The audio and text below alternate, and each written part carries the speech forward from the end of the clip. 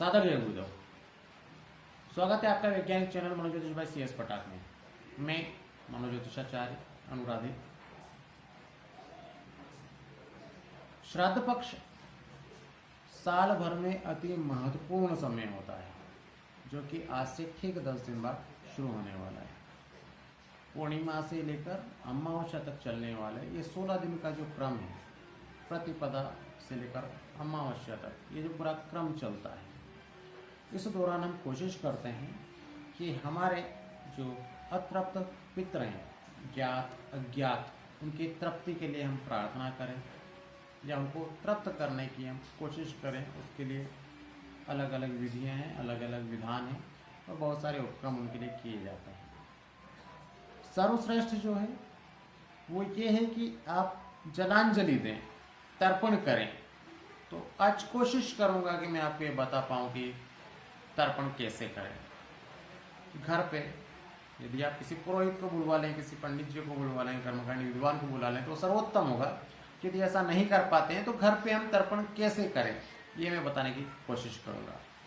तर्पण जलांजलि एक ऐसी मेथोडोलॉजी है, एक ऐसी विधि है, एक ऐसी पद्धति है, एक ऐसा मार्ग है जिसके माध्यम से आप आपके ज्ञात जो पितृ हैं, अज्ञात जो पितृ हैं, नवजात शिशु जो थे, आपके पूर्व जन्म के भाई बंधु बांधव जो भी थे, उनको, अपने गुरु को, अपने ऋषि को, अपने शिष्य को, अपने विद्यार्थी को, अपने शिक्षक को, जिसको आप चाहें उसको आप जलांजलि दे सकते हैं, उनको आप तृप्त कर सकते हैं। सबसे पहले कोशिश की जानी चाहिए कि हम शुरू करें अपने स्वयं के पितरों को तृप्त करें। और उसके बाद मैंने ये देखा है, हजारों कुंडलियाँ मैं देख चुका हूँ, और हस्तरेखा हो, पत्रिका हो, जब भी ये दोष निकल के आता है कि पितृदोष है, तो एक बड़ी चीज खड़ी हो जाती है कि हम क्या करें।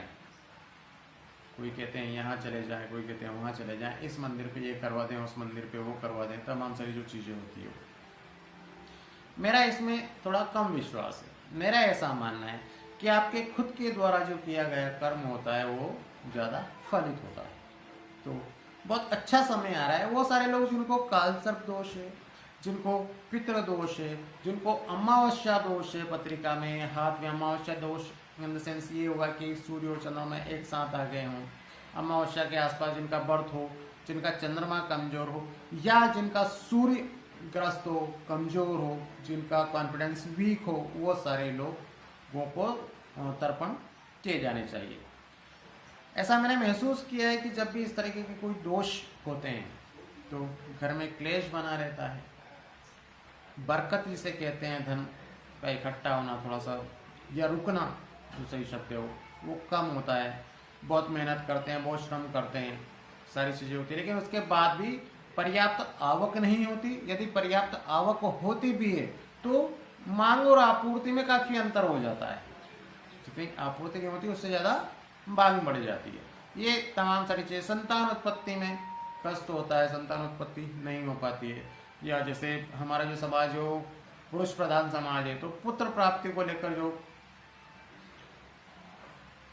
महत्वाकांक्षा है वो पूरी नहीं हो पाती। तो बहुत सारे इसके पीछे आप प्रोग्रेस नहीं कर पाते हैं, आपके हर काम में अड़चनें पैदा होती है, आप ठीक से पढ़ नहीं पाते, पढ़ लिख गए किसी तरीके से तो अच्छी जॉब नहीं मिल पाती, कोई बिजनेस किया तो बिजनेस में सफलता नहीं मिलती, मिलती भी है तो टुकड़ों में मिलती है। सीधी सी बात ये कि सारे जो काम होते हैं उनमें रोड़े अटक जाते हैं, सारे जो काम हैं उनमें अड़चने आती है। तो आज हम कोशिश करें कि ये जानने की हम कोशिश करेंगे कि तर्पण अपने पितरों का हम कैसे करें। प्रारंभ आपको सिर्फ इस तरीके से करना है। आप कोशिश करिएगा कि शुचिता का बड़ा महत्व होता है तर्पण में। स्नान ध्यान करें, पूरा भाव आपके पवित्र हो, शरीर आपका शुद्ध हो, कुशा का आसन आपके पास हो, 2 पात्र आपको लेना है, एक तांबे का कलश हो, दूसरा जो है कोई कांसे की या तांबे की या पीतल की कोई एक बड़ी सी परात हो। तांबे का जो कलश है उसमें गंगा जल डालें, दूध डालें, गाय का तो ज़्यादा अच्छा, काली तिल डालें, जौ डालें, कुशा लें।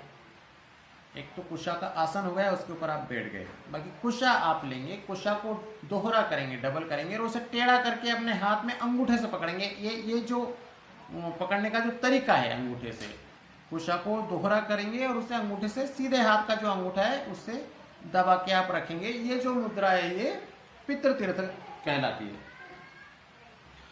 इस तरीके से आप करके और रेडी रहेंगे, सावधानी की मुद्रा में रहेंगे। कुशा के आसन पर आप बैठे हुए हैं।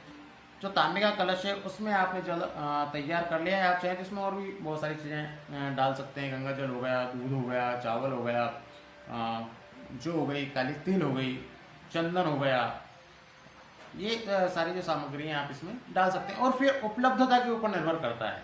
यदि ये सारी चीज़ें नहीं भी उपलब्ध नहीं हो पाती है ना, तब भी जल तो कोई पवित्र नदी का जल तो आप हर घर में होता ही है।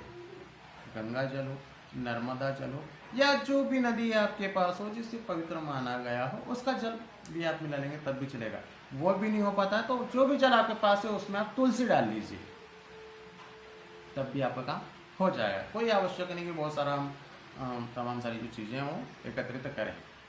क्या हो रहा है कि समय आधुनिक है तो थोड़ा सा आलस्य भी रहती है सभी के अंदर, तो बहुत ज़्यादा नहीं कर पाते। तो इतना करें कि सादा जल लें, उसको तांबे के कलश में भर लें। पितृ क्या होता है कि हर व्यक्ति से अपेक्षा करते हैं, हर व्यक्ति के पितृ होते हैं। ये तो तय है कि हम हमारे माता पिता से आए, ये भी तय है कि हमारे जो माता पिता हैं वो उनके माता पिता से हैं, जो हमारे दादा दादी जो थे वो परदादा और परदादी से आए, ये तो तय है। ये तो वंशानुगत चलता आ रहा है। तो ये जो आपका डीएनए जो है ना, ये वहीं से चला हुआ है। तो ये आप अपने डीएनए के प्रति उत्तरदायी हैं। आपकी कुछ जवाबदारियां बनती हैं, कुछ कर्तव्य बनते हैं जिनको आपको निर्वहन करना चाहिए। ये जो ड्यूरेशन होता है 16 दिन का, यदि आप इस दौरान चाहें तो आपके जीवन की बड़ी बड़ी जो समस्याएं, बड़े बड़े जो संकट हैं, उनसे आप मुक्त हो सकते हैं।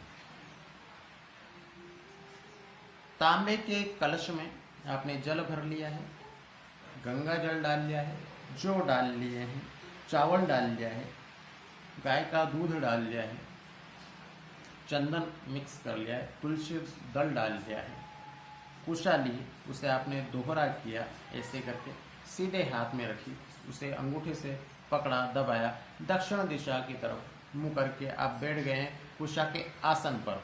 जल से आपको जो लोटा आपने लिया है, तांबे का कलश जो आपने लिया है, उससे आपको इस तरीके से पानी डालना है अपने हाथ पर। और जिनको भी आप तृप्त करना चाह रहे हैं, जिनका भी आप तर्पण करना चाह रहे हैं, सपोज आप अपने दादाजी के नाम से तर्पण करना चाहते हैं, उनकी तृप्ति हेतु आप ये कर्म कर रहे हैं, तो आपको सिर्फ अपने दादाजी का सबसे पहले आपको ये करना होगा कि आप अपने इष्ट को प्रणाम करें, उनको आह्वान करें, उनसे निवेदन करें, अपने गुरु का स्मरण करें, उनको प्रणाम करें, उनका स्मरण करें। फिर जिनके निमित्त भी आप तर्पण करने जा रहे हैं, उनका गोत्र, उनका नाम आप बोलिए। आपको आइडेंटिफाई करने की आवश्यकता नहीं, ऐसा कर सकते हैं आप चाहे तो। यदि आपको ज़्यादा कुछ आता है तो आप संकल्प भी ले सकते हैं, आप अपना नाम भी उच्चारित कर सकते हैं, आप अपना गोत्र भी बोल सकते हैं। और उसके बाद जिनको आपको तृप्त करना चाह रहे हैं उनका आप नाम लेंगे, उनका गोत्र आप बोलेंगे और उनके नाम से 3 आपको जलांजलि देना है। और ये प्रार्थना करेंगे आप कि हे दादाजी श्री, जो भी उनका नाम है वो, मैं आपकी तृप्ति हेतु, आपकी प्रसन्नता हेतु ये जलांजलि मैं आपको अर्पित कर रहा हूँ, आप इसे स्वीकार करें और मुझे अनुग्रहित करें। ऐसा कहकर आप 3 बार उनको जलांजलि देंगे और यह कहेंगे तस्मै सुधा नमः, तस्मै स्वधा नमः, तस्मै स्वधा नमः। ये दादाजी के लिए हो गया। अब दादी जी के लिए करना, क्रम वापस वही रहेगा कि मैं आपका पौत्र, जो भी आपका नाम है, जो भी आपकी गोत्र है, आपकी दादी जी जो है उनका नाम लेंगे, उनका गोत्र आप उच्चारित करेंगे और उनके नाम से आप जलांजलि अर्पित करेंगे। तो ये जो जल है आपको किसमें छोड़ना है, जो बड़ी सी परात जो आपने ली ना उसमें आपको छोड़ना है। अब यहाँ पर फीमेल है कैटेगरी चेंज होगी। तो यहाँ पर जैसे आप तस्मै स्वधा नमः बोल रहे थे, तो यहाँ पर तस्मै स्वधा नमः की जगह ये हो जाएगा तस्यै स्वधा नमः, तस्यै स्वधा नमः, तस्यै स्वधा नमः।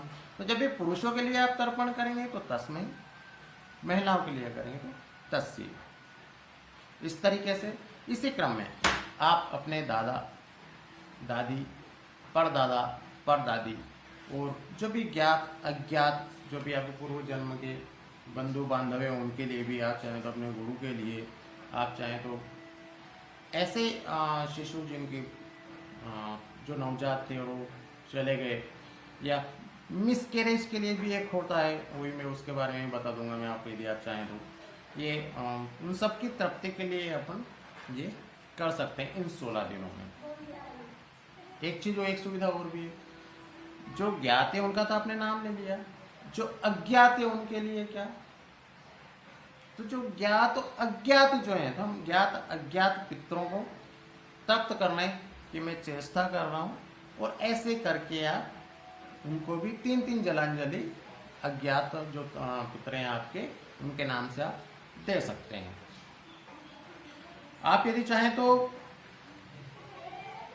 इसके साथ और भी कुछ चीजें कर सकते हैं कि एक कंडा कर लें उपला, और इसमें गुड़ और घी की धुनी हर 16 दिन देना शुरू करें। आप तर्पण कर चुके हैं, चूंकि परात जो है उसमें काफी जल इकट्ठा हो गया है। अब आप क्या करेंगे कि इस परात को ले जाकर और किसी पौधे में आप उस जल को डाल देंगे, या तुलसी चौरा जो होता है, तुलसी जी का जो पौधा है उसमें भी आप इसे अर्पित कर सकते हैं। आपको पूर्णिमा से लेकर अमावस्या तक पूरे 16 दिन ये काम करना है। एक चीज इसके तदुपरांत आपको करना है कि भगवान सूर्य को आप अर्घ्य अर्पित करेंगे, उनको जल देंगे।